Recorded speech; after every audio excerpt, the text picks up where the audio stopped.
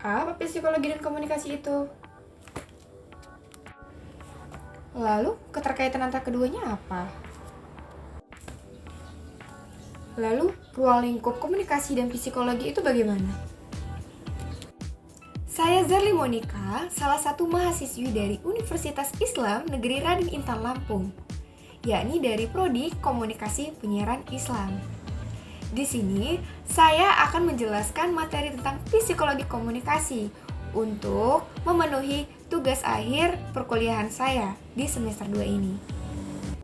Baiklah, sebelumnya saya akan menjelaskan terlebih dahulu tentang pengertian psikologi dan komunikasi. Psikologi ialah suatu ilmu yang dapat menguraikan, menganalisis, meramalkan atau mencari tahu tentang perilaku atau tindakan dan peristiwa seseorang. Dan komunikasi ialah suatu proses penyampaian informasi, data, pesan dari komunikator ke komunikan, baik itu pesan verbal maupun non-verbal. Dan setelah proses penyampaian informasi tersebut, maka akan mendapatkan suatu tanggapan atau feedback. Psikologi dan komunikasi memiliki keterkaitan antara satu sama lain karena keduanya sama-sama melibatkan manusia. Komunikasi merupakan interaksi yang terjadi pada manusia, sementara psikologi merupakan sebuah tingkah laku atau perilaku yang ditujukan oleh manusia. Dalam berkomunikasi terjadi pertukaran informasi baik secara langsung maupun tidak langsung. Dan psikologi berperan sangat penting untuk menganalisis komponen yang terlibat dalam suatu proses komunikasi tersebut. Ruang lingkup psikologi komunikasi.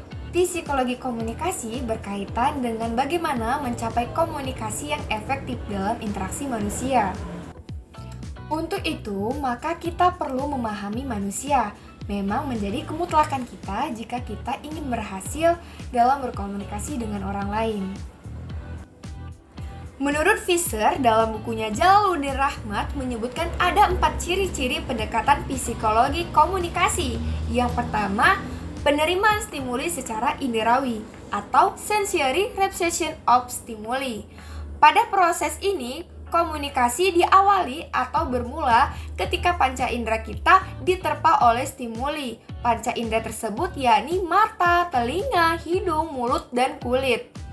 Stimuli ini bisa berbentuk orang, pesan, suara, warna, dan sebagainya. Segala hal yang mempengaruhi diri kita.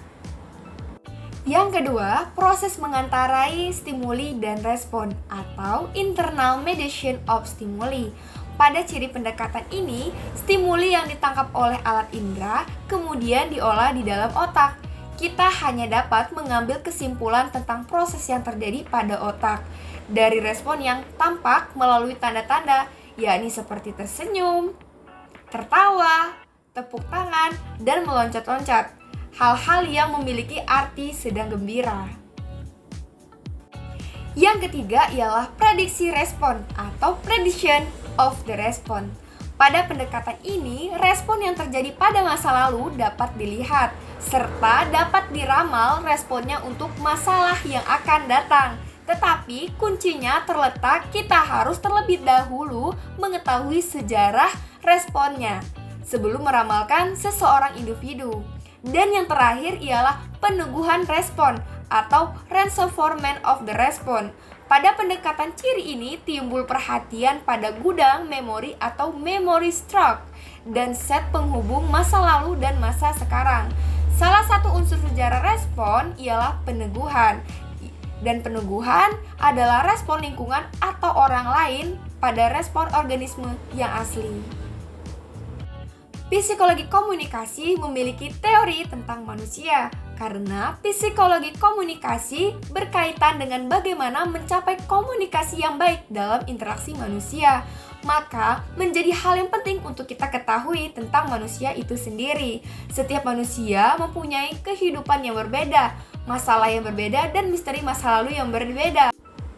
Secara lebih khusus, terdapat beberapa teori psikologi komunikasi tentang manusia, yakni yang pertama ialah psikoanalisis, yang kedua behaviorisme, dan yang ketiga ada psikologi kognitif, yang keempat psikologi humanistik, dan yang terakhir adalah psikologi transpersonal.